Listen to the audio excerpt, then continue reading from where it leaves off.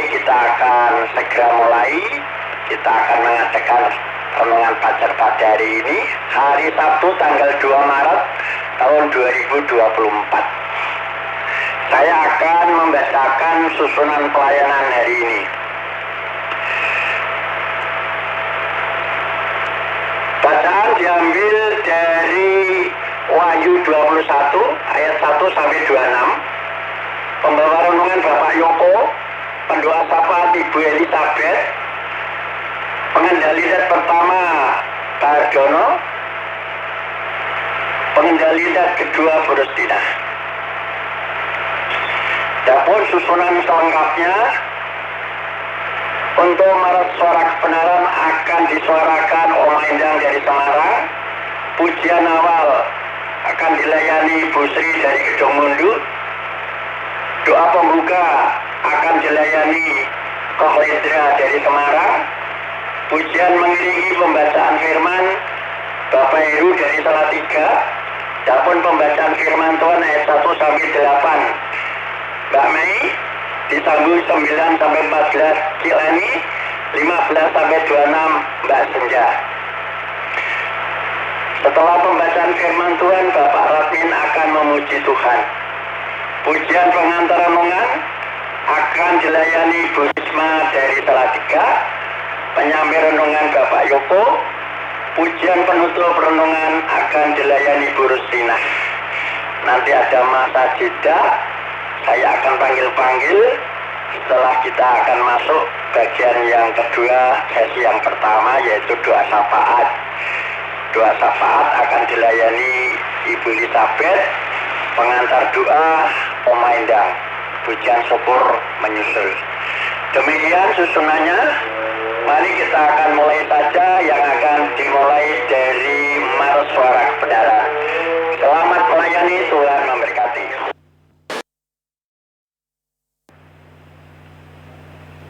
Mars Suara Kebenaran.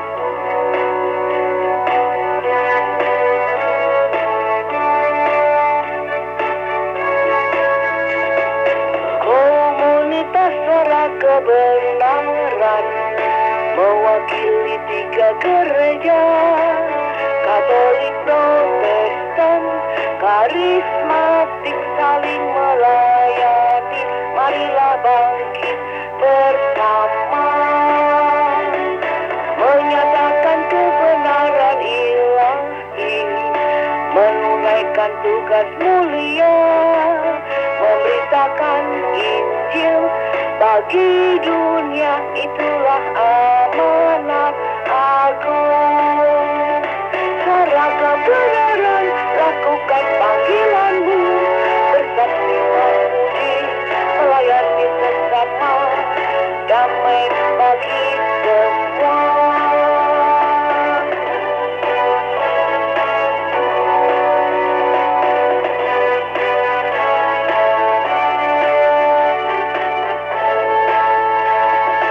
Komunitas Suara Kebenaran mewakili 3 gereja, Katolik, Protestan, karismatik, saling melayani.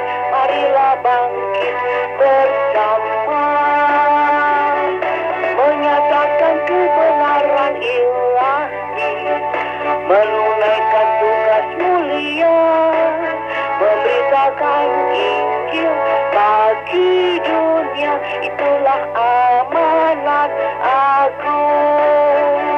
Suara kebenaran, lakukan panggilanmu, bersaksi memuji, melayani sesama, damai bagi semua, damai bagi semua.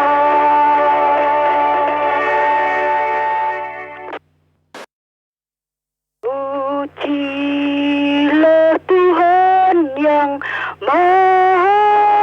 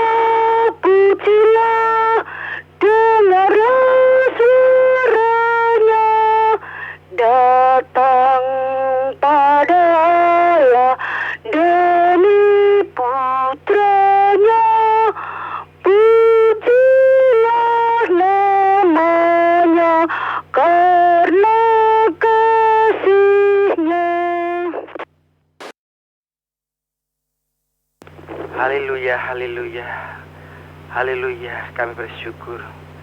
Selamat pagi Bapa, selamat pagi Yesus, selamat pagi Roh Kudus. Pada pagi hari ini kami ucap syukur buat kebaikan Tuhan, buat kasih Tuhan pada saat ini.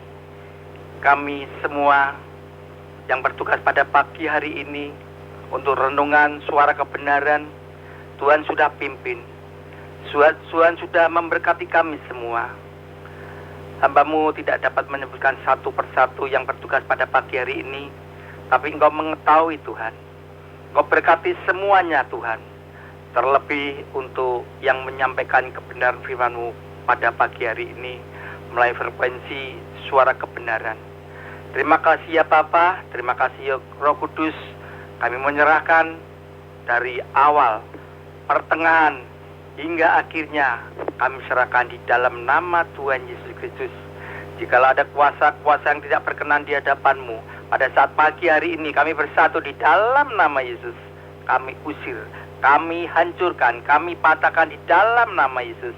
Sehingga kegiatan pada renungan pada pagi hari ini, suara kebenaran tidak ada terganggu apapun. Terima kasih Bapak, terima kasih. Hanya di dalam satu nama, Tuhan kita Yesus Kristus, Juru Selamat yang hidup kekal selama-lamanya. Yang percaya katakan sama-sama, amin. Muabadi suluh langkah kami yang mengikutinya, hidup sukacita. Tolong agar kami rajin mendalami, lalu melakukan sabda-Mu ya Tuhan.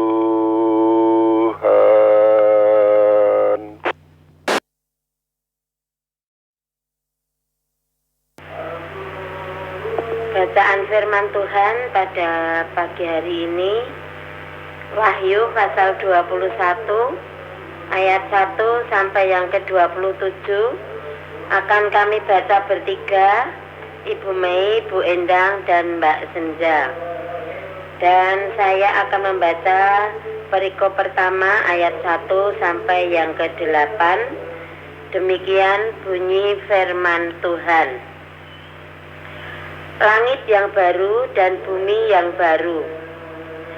Lalu aku melihat langit yang baru dan bumi yang baru, sebab langit yang pertama dan bumi yang pertama telah berlalu, dan laut pun tidak ada lagi. 2. Dan aku melihat kota yang kudus, Yerusalem yang baru, turun dari surga, dari Allah, yang berhias bagaikan pengantin perempuan yang berdandan untuk suaminya. 3. Lalu aku mendengar suara yang nyaring dari tahta itu berkata, lihatlah, kemah Allah ada di tengah-tengah manusia, dan ia akan diam bersama-sama dengan mereka. Mereka akan menjadi umatnya, dan ia akan menjadi Allah mereka. 4. Dan ia akan menghapus segala air mata dari mata mereka, dan maut tidak akan ada lagi, tidak akan ada lagi perkabungan atau ratap tangis atau duka cita, sebab segala sesuatu yang lama itu telah berlalu. 5. Ia yang duduk di atas tahta itu berkata, lihatlah, aku menjadikan segala sesuatu baru, dan firman-Nya, tuliskanlah, karena segala perkataan ini adalah tepat dan benar. Ayat 6. Firman-Nya lagi kepadaku, semuanya telah terjadi. Aku adalah Alfa dan Omega, yang awal dan yang akhir. Orang yang haus akan kuberi minum dengan cuma-cuma dari mata air kehidupan. 7. Barang siapa menang, ia akan memperoleh semuanya ini, dan aku akan menjadi Allahnya, dan ia akan menjadi anakku. 8. Tetapi orang-orang penakut, orang-orang yang tidak percaya, orang-orang keji, orang-orang pembunuh, orang-orang Sunda, tukang-tukang sihir, penyembah-penyembah berhala, dan semua pendusta, mereka akan mendapat bagian mereka di dalam lautan yang menyala-nyala oleh api dan belerang. Inilah kematian yang kedua. Monggo dilanjut Cik Leni. Maaf tadi saya salah nyebut. Monggo Cik Leni. Perikop yang kedua, Yerusalem yang baru, ayat 9.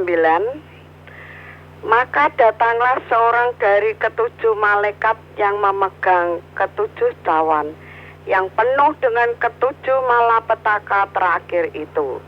Lalu ia berkata kepadaku, katanya, marilah ke sini, aku akan menunjukkan kepadamu pengantin perempuan mempelai anak domba.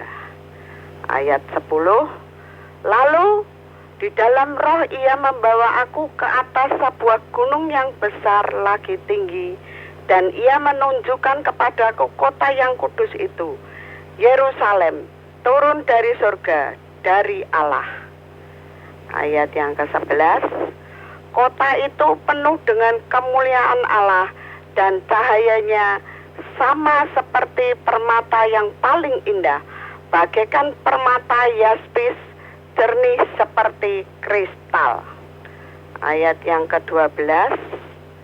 Dan temboknya besar lagi, tinggi, dan pintu gerbangnya 12 buah.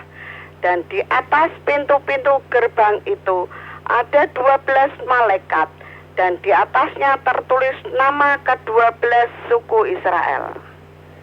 Ayat 13. Di sebelah timur terdapat 3 pintu gerbang, dan di sebelah utara 3 pintu gerbang, dan di sebelah selatan 3 pintu gerbang, dan di sebelah barat 3 pintu gerbang. Ayat ke-14. Dan tembok kota itu mempunyai 12 batu dasar, dan di atasnya tertulis ke-12 nama ke-12 rasul anak domba itu. Lanjut Mbak Senja. Ayat 15.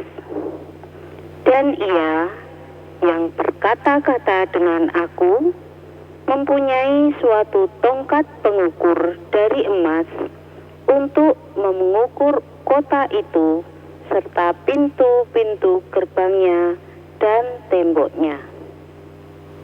16. Kota itu bentuknya 4 persegi panjangnya sama dengan lebarnya, dan ia mengukur kota itu dengan tongkat itu. 12.000 stadia panjangnya dan lebarnya dan tingginya sama. 17. Lalu ia mengukur temboknya 144 hasta menurut ukuran manusia, yang adalah juga ukuran malaikat. 18. Tembok itu terbuat dari permata yaspis, dan kota itu sendiri dari emas tulen, bagaikan kaca murni. 19. Dan dasar-dasar tembok kota itu dihiasi dengan segala jenis permata. Dasar yang pertama batu yaspis, dasar yang kedua batu nilam, dasar yang ketiga batu mirah, dasar yang keempat batu zamrud. 20. Dasar yang kelima batu unam, dasar yang keenam batu sardis, dasar yang ketujuh batu ratna, cempaka. Yang ke-8 batu beril. Yang ke-9 batu krisolit. Yang ke-10 batu krisopras. Yang ke-11 batu lazuardi. Dan yang ke-12 batu kecubung. 21. Dan ke-12 pintu gerbang itu adalah 12 mutiara. Setiap pintu gerbang terdiri dari 1 mutiara, dan jalan-jalan kota itu dari emas murni bagaikan kaca bening. 22. Dan aku tidak melihat bait suci di dalamnya, sebab Allah Tuhan yang Maha Kuasa adalah bait sucinya. Demikian juga anak domba itu. 23. Dan kota itu tidak memerlukan matahari dan bulan untuk menyinarinya, sebab kemuliaan Allah meneranginya, dan anak domba itu adalah lampunya. 24. Dan bangsa-bangsa akan berjalan dalam cahayanya, dan raja-raja di bumi membawa kekayaan mereka kepadanya. 25. Dan pintu-pintu gerbangnya tidak akan ditutup, sebab pada siang hari, sebab malam tidak akan ada lagi di sana. 26. Dan kekayaan dan hormat bangsa-bangsa akan dibawa kepadanya. 27. Tetapi tidak akan masuk ke dalamnya sesuatu yang najis, atau orang yang melakukan kekejian atau dusta, tetapi hanya mereka yang namanya tertulis di dalam kitab kehidupan anak domba itu. Demikianlah sabda Tuhan. Syukur kepada Allah. Syukur kepada Allah. Utuslah roh-Mu ya Tuhan, dan jadi baru seluruh muka bumi.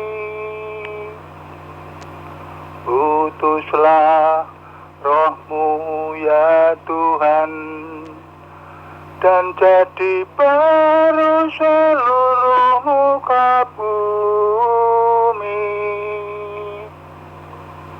Allahku, nama-Mu hendak ku puji.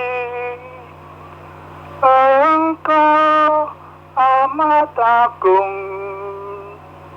berdandan sinar kebesaran.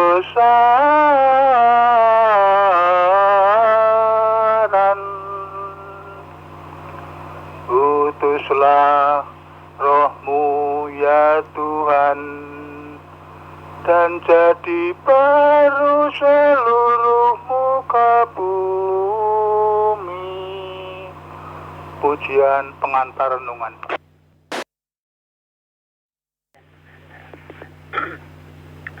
Kusiapkan hatiku Tuhan, untuk dengar firman-Mu saat ini. Ku sujud menyembah-Mu Tuhan, masuk hadirat-Mu saat ini. Curahkan urapan-Mu Tuhan bagi jemaat-Mu saat ini. Ku siapkan hatiku Tuhan, untuk dengar firman-Mu. Firman-Mu Tuhan tiada berubah, sekarang, selama-lamanya, tiada berubah. Firman-Mu Tuhan, penolong hidupku, ku siapkan hatiku, Tuhan, untuk dengar firman-Mu. Ku siapkan hatiku, Tuhan, untuk dengar firman-Mu saat ini. Ku sujud menyembah-Mu, Tuhan, masuk hadirat-Mu saat ini. Curahkan urapan-Mu, Tuhan, bagi jemaat-Mu saat ini. Ku siapkan, Tuhan, untuk dengar firman-Mu. Firman-Mu, Tuhan, tiada berubah. Dahulu, sekarang, selama-lamanya, tiada berubah. Firman-Mu, Tuhan, penolong hidupku, ku siapkan hatiku, Tuhan, untuk dengar firman-Mu. Firman-Mu, Tuhan, tiada berubah. Dahulu, sekarang, selama-lamanya, tiada berubah. Firman-Mu, Tuhan, penolong hidupku, ku siapkan hatiku, Tuhan, untuk dengar firman-Mu.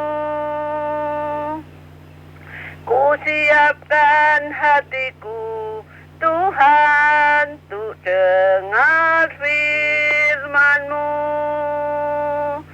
Ku siapkan hatiku, Tuhan, untuk dengar firman-Mu. Ayo, monggo.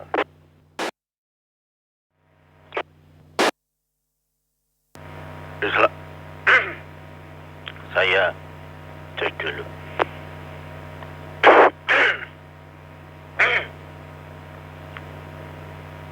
Yuk, marilah kita berdoa. Bapa dalam surga, saatnya kami akan mendengarkan firman-Mu. Berfirmanlah, pakai hamba-Mu yang sesungguhnya di dalam keterbatasan ini, tanpa-Mu, hamba-Mu tidak berarti apa-apa. Pakai hamba-Mu dan kebenaran-Mu saja yang dinyatakan. Juga berkati saudara-saudara kami yang mendengarkannya, biar Allah Roh Kudus mengurapi sehingga memampukan untuk mengerti, memahami, dan melakukan dalam kehidupan sehari-hari. Berkati juga peralatan, perangkat yang kami pergunakan, diserahkan dari awal hingga akhir ke dalam tangan dan pertolongan Tuhan. Dalam nama Tuhan Yesus Kristus. Amin. Selamat pagi Bapak Ibu yang dikasih Tuhan. Hari ini adalah hari kedua atau tanggal 2 Maret tahun 2024. Kita tinggalkan bulan Februari 2024 dengan berbagai dinamika kehidupan yang pernah terjadi. Ada pemilu, ada Natalan, ada pemilihan pengurus baru dan lain sebagainya. Tapi yang lebih daripada itu, kita harus tetap bersyukur. Kita masih diperkenankan untuk menikmati kehidupan hingga saat ini dan merasakan berkat-berkat yang telah Tuhan berikan untuk kita. Bapak Ibu yang dikasih Tuhan, pagi hari ini firman Tuhan landasannya adalah dari kitab Wahyu pasal 21, dan saya akan fokus pada ayat 1 sampai 8. Bapak Ibu yang dikasih Tuhan, di dalam Wahyu yang baru saja kita baca tadi dikatakan bahwa penglihatan pada Yohanes bahwa dia melihat bumi yang baru, karena bumi yang lama adalah yang penuh dosa dan kejahatan, digantikan bumi yang baru, Yerusalem baru. Yerusalem yang lama itu sudah rusak, karena Yerusalem di mana tempat Bait Allah didirikan itu sudah rusak oleh dosa-dosa, bahkan Bait Allah pun dibakar. Nah, kemudian penampakan daripada Rasul Yohanes, yang penglihatan yang ia dapatkan adalah yang lama sudah berlalu, yang baru akan datang. Jadi Yerusalem yang lama akan digantikan Yerusalem yang baru. Dan Bapak Ibu yang dikasih Tuhan, kemudian di dalam ayat berikutnya dikatakan bahwa Yohanes melihat Yerusalem baru dari Allah bagai pengantin yang telah berdandan untuk suaminya. Jadi penglihatan Yohanes ini, Yerusalem baru itu kayak ngawe-awe gitu loh.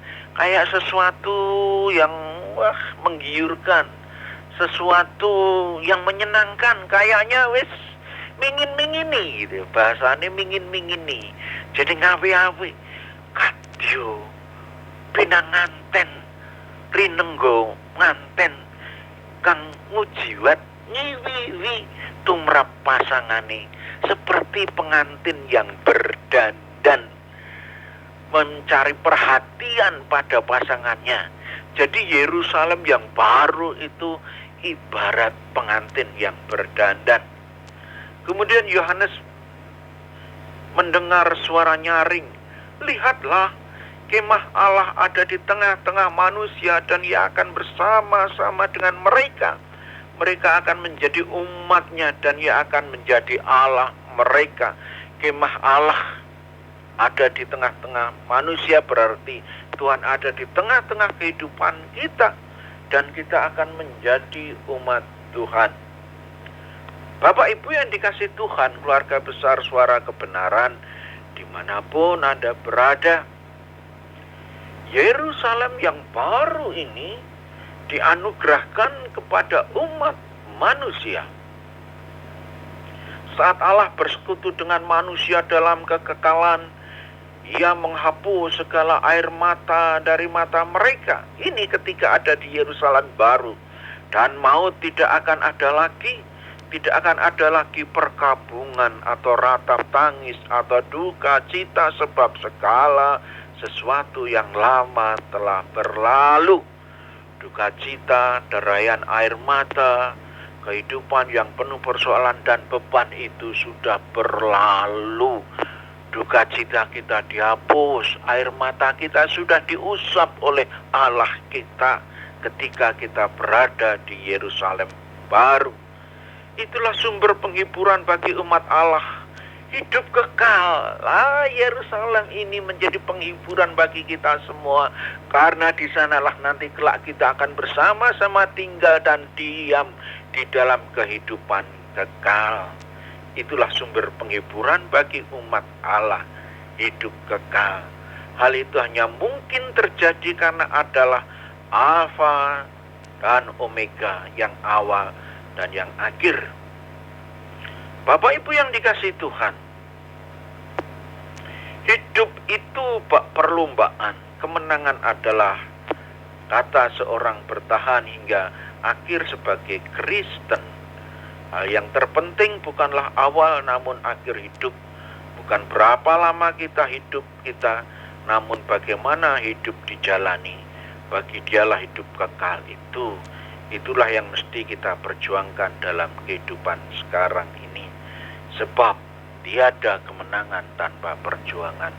Bapak Ibu yang dikasihi Tuhan, ketika ada saudara kita yang berpulang atau yang sudah mendahului kita.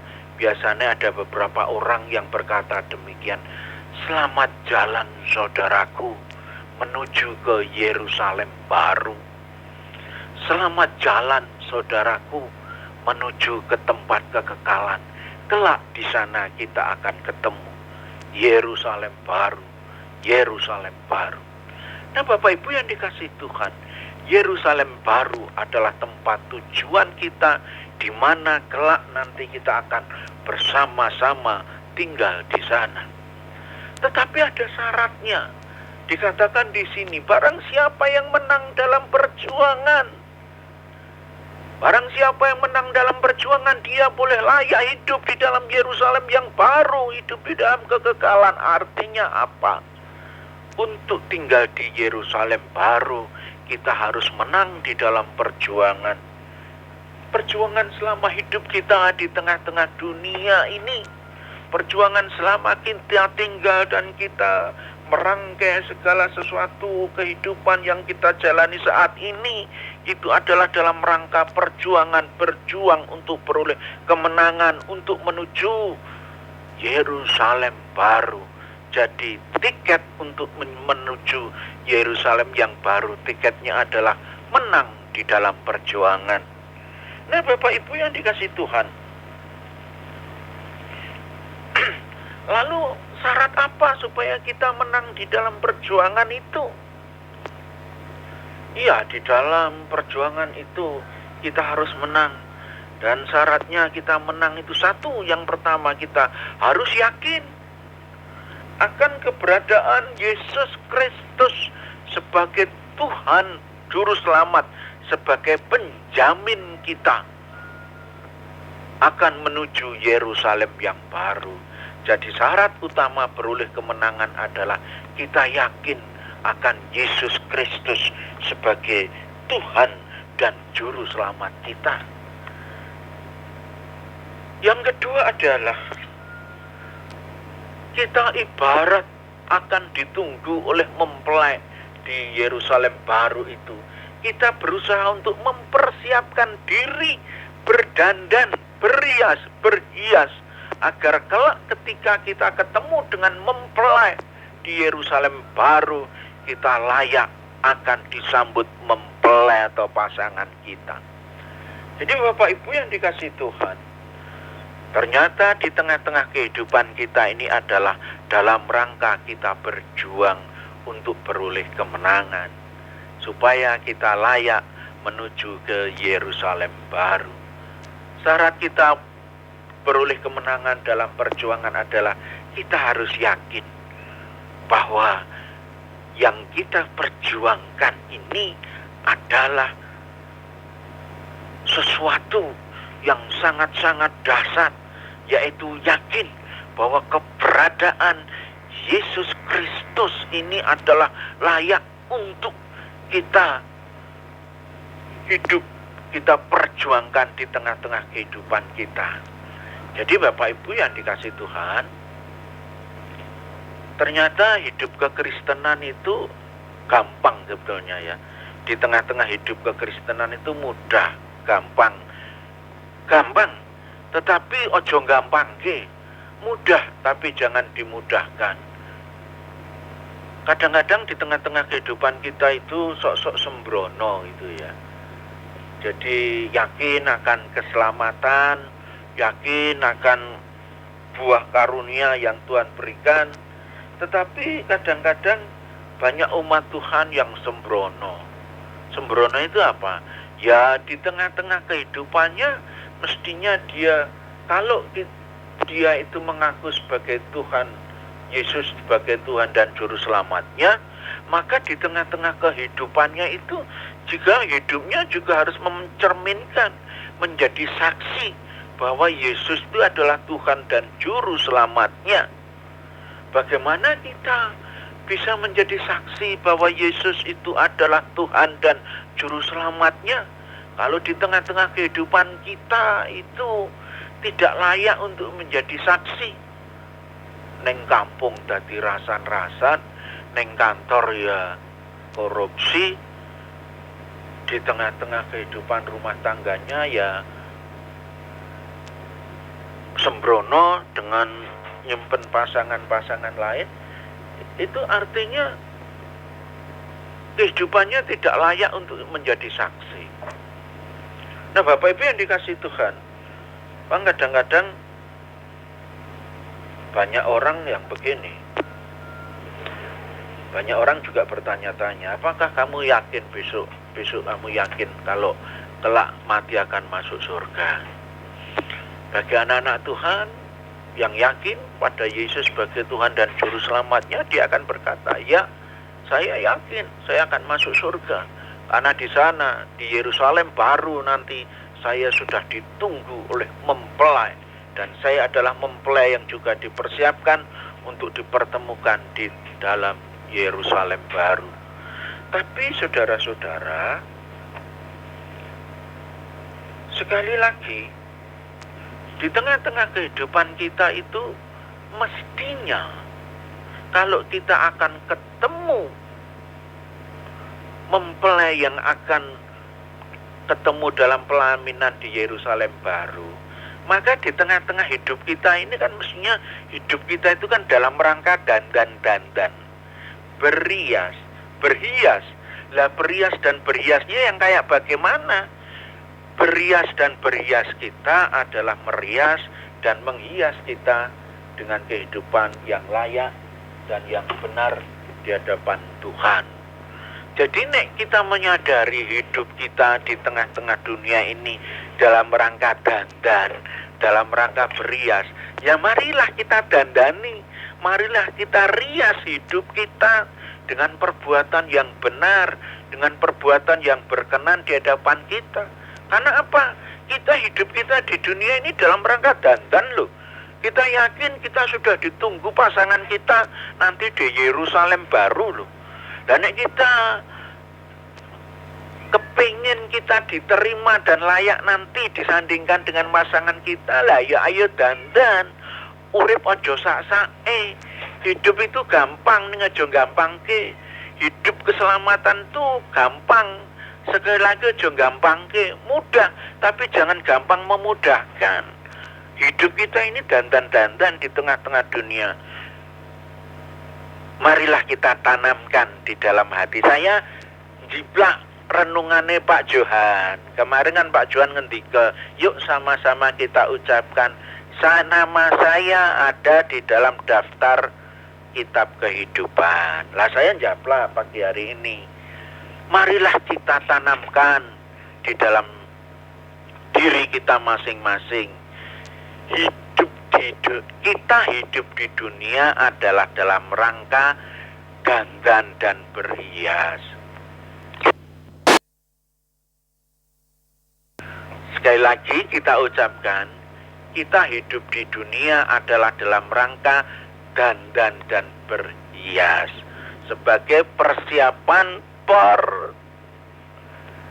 pernikahan atau perhelatan nanti kelak di Yerusalem baru.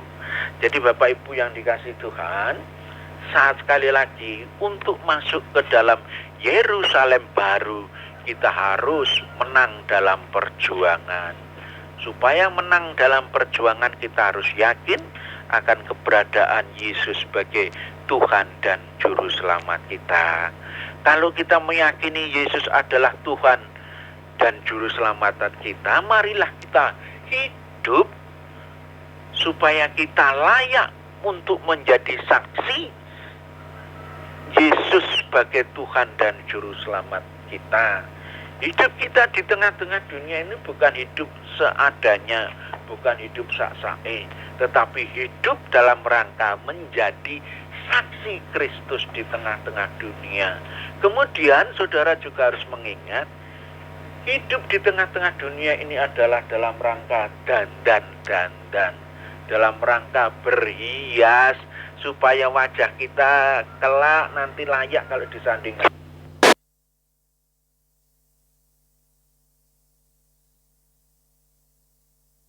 Sehingga sekali lagi saya katakan, gesang panjenengan wonten ngalam donya menika pinangka pancawisan kagem pasamuan suci Benjang wonten Yerusalem enggal.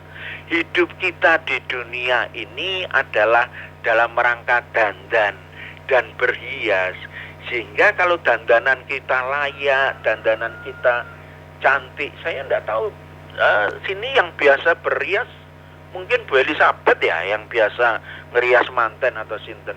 Cobalah kalau kita berhias, ngerias manten itu riasannya pating celemong, mestinya paesane pakai apa model cunduk itu, terus gelungannya model pakai gelungan kayak apa gelungan yang di belakang kayak parabola ditemplek itu, mestinya riasannya lipstiknya merah, kemudian apa ya kosmetiknya pakai Pradasari, pakai Revlon, pakai Avon atau yang lain-lain, pakai Sembogo. Manten kan dipersiapkan rias, dipersiapkan sampai jelimet seperti itu toh. Supaya apa? Supaya kelihatan cantik. Supaya apa? Supaya berkenan kalau ketemu pasangannya. Sehingga pasangannya juga akan bangga, akan senang, akan mongkok. Waduh, calon saya ternyata cantik. Calon saya ternyata wah, pantes disuguh hidayah, pantes untuk dilihat. Itu merias pengantin itu seperti itu. Lah hidup kita di tengah-tengah dunia itu juga dalam rangka kita merias diri kita sehingga tampak cantik, menawan, menyenangkan bagi calon pasangan kita. Kalau riasan pengantin yang nyata itu dengan lipstik, dengan maskara, dengan eyeliner, dengan eyeshadow, dengan cemoro sanggul, dengan pakaian broklat, dengan kutu baru, dengan jarik motif lereng, motif ayu tumurun, atau apa-apa yang akan ditampilkan di dalam busana pengantin dan riasan pengantin. Tapi kalau kita merias hidup kita di tengah-tengah dunia ini adalah dengan apa? Dengan perbuatan-perbuatan yang cantik, perbuatan-perbuatan yang menyenangkan, perbuatan-perbuatan yang pantas untuk dilihat, disajikan kepada orang-orang yang ada di sekitar kita. Sehingga orang-orang itu akan melihat, wih, kehidupan anak-anak Tuhan itu memang pantas, cantik-cantik tenan. Memang pantas untuk ditampilkan. Itulah kita merias hidup kita dengan perbuatan-perbuatan yang baik, dengan perbuatan-perbuatan yang pantas untuk disebut sebagai kesaksian di tengah-tengah hidup kita.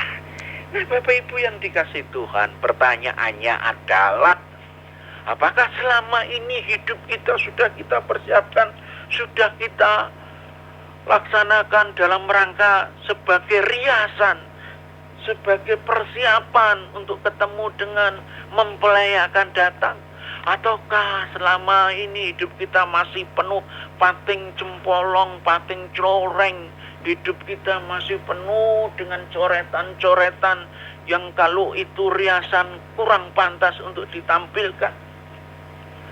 Pagi hari ini kita belajar, lalu masing-masing kita menyadari bahwa hidup kita adalah dalam rangka berhias untuk ketemu mempelai pasangan kita di Yerusalem kelak. Maka marilah mulai sekarang kita introspeksi, koreksi pada diri kita. Yuk kita ubah hidup kita. Hidup kita ini adalah dalam rangka berhias untuk calon pengantin kita. Kapan? Kelak kalau kita sudah menuju ke Yerusalem baru. Nah, Bapak Ibu yang dikasih Tuhan, itu yang pertama. Saya nyontek jiplak renungannya Pak Johan. Masing-masing ditanamkan. Yuk kita katakan, hidup saya di dunia adalah dalam rangka berhias untuk menuju pernikahan di Yerusalem baru. Hidup kita dalam rangka berhias. Yang kedua, yuk kita katakan, saya adalah warga Yerusalem baru. Sekali lagi, yuk kita katakan, saya adalah warga Yerusalem baru. Nah, kalau kita mengatakan, kita punya satu keyakinan bahwa kita adalah warga Yerusalem baru, marilah kita berjuang untuk menjadi pemenang di tengah-tengah kehidupan kita. Untuk menjadi pemenang di tengah-tengah kehidupan kita, kita yakin bahwa sesungguhnya Yesus adalah Tuhan dan Juru Selamat kita. Kalau kita yakin bahwa Yesus adalah Tuhan dan Juru Selamat kita, marilah kita hidup seturut dengan kehendak dan rencana Tuhan di tengah-tengah hidup kita. Sehingga hidup kita sepanjang kehidupan kita adalah memancarkan saksi-saksi Kristus di tengah-tengah dunia ini. Bapak Ibu yang dikasihi Tuhan, orang-orang di sekitar kita tidak mengerti apa itu Injil Markus, apa itu Matius, Markus, Lukas, Yohanes. Tetapi orang-orang dunia akan melihat kehidupan kita. Sehingga sekalipun mereka tidak mengenal Matius, Markus, Lukas, dan Yohanes, mereka akan mengenal kehidupan, mengenal Tuhan melalui pancaran kehidupan kita di tengah-tengah dunia kita. Yuk, marilah masing-masing daripada kita tanamkan di tengah-tengah diri kita, di tengah-tengah kehidupan kita, hidup kita dalam rangka berias, hidup kita dalam rangka bersaksi untuk mencerminkan Tuhan di tengah-tengah kehidupan kita. Kita introspeksi, kita koreksi diri kita, apakah selama ini kita sudah layak dan pantas disebut saksi Tuhan di tengah-tengah dunia, ataukah selama ini masih banyak yang harus kita perbaiki, kita perbaharui. Kalau sebagai saksi Tuhan dalam rangka berias dan berhias, tentunya kita tidak akan gampang dengan mulut kita, dengan mengucapkan dengan kata-kata sumpah serapah, kata-kata kasar, kata-kata kotor yang melukai orang lain. Kalau kita menyadari hidup kita dalam rangka berias dan bersaksi, maka kita akan mengatur, kita akan mempergunakan segala sesuatu yang ada di dalam tubuh kita ini untuk sesuatu yang baik sebagai kesaksian di tengah-tengah hidup kita. Hati-hati gunakan mulutmu, hati-hati gunakan tanganmu, hati-hati gunakan kakimu, hati-hati gunakan tubuhmu. Semuanya kita pergunakan dalam rangka untuk bersaksi di tengah-tengah dunia ini. Juru Selamat di surga melihat kita semua. Hati-hati gunakan tubuhmu. Bapak Ibu yang dikasihi Tuhan, biarlah melalui Yohanes kita yang baru saja kita baca ini tadi, Wahyu 21 ini kita belajar bahwa sesungguhnya yang lama sudah berlalu, yang baru akan datang. Yerusalem lama sudah berlalu, Yerusalem yang baru dipersiapkan bagi kita semua. Dalam rangka menuju Yerusalem yang baru, kita harus menjadi pemenang dalam perjuangan selama hidup kita di tengah-tengah dunia ini. Berjuanglah dan jadi pemenang. Syarat untuk menjadi pemenang, kita harus yakin bahwa Yesus adalah Tuhan dan Juru Selamat kita. Kalau kita meyakini Yesus adalah Tuhan dan Juru Selamat kita, maka marilah kita hidup layaknya kita adalah saksi-saksi Kristus di tengah-tengah dunia ini. Dalam rangka hidup untuk bersaksi, sekaligus hidup untuk mempersiapkan diri kita untuk ketemu mempelai kita di Yerusalem. Dengan hidup untuk dandan, merias diri kita dengan perbuatan-perbuatan yang benar di hadapan Tuhan.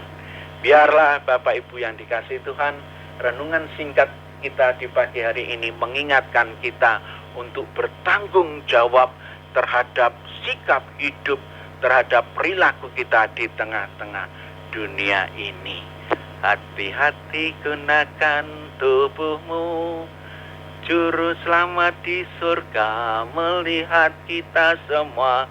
hati-hati gunakan tubuhmu. Selamat pagi, Tuhan Yesus memberkati kita semua. Amin. Amin. Satu pujian untuk merespon firman Tuhan yang sudah disampaikan namanya Bapak Yuko. Haleluya Yesus. Ku yakin saat kau berfirman, ku menang saat kau bertindak. Hidupku hanya ditentukan oleh perkataanmu. Ku aman karena kau menjaga. Ku kuat karena kau menopang. Hidupku hanya ditentukan oleh kuasa-Mu. Bagi Tuhan tak ada yang mustahil. Bagi Tuhan tak ada yang tak mungkin. Mujizatnya disediakan bagiku. Ku diangkat dan dipulihkannya. Ku yakin saat kau berfirman, ku menang saat kau bertindak. Hidupku hanya ditentukan oleh perkataanmu. Ku aman karena kau menjaga. Ku kuat karena kau menopang. Hidupku hanya ditentukan oleh kuasa-Mu. Bagi Tuhan tak ada yang mustahil. Bagi Tuhan tak ada yang tak mungkin. Mujizatnya disediakan bagiku. Ku diangkat dan dipulihkannya. Bagi Tuhan tak ada yang mustahil. Bagi Tuhan tak ada yang tak mungkin. Mujizatnya disediakan bagiku.